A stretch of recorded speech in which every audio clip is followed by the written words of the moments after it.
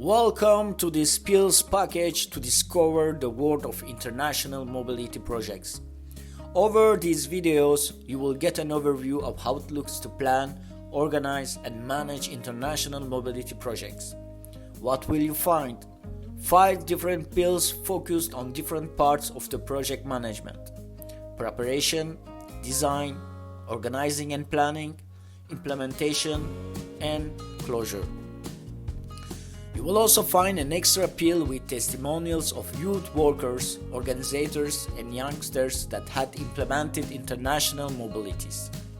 But probably you're thinking now, can I get a glimpse of what it is? Of course!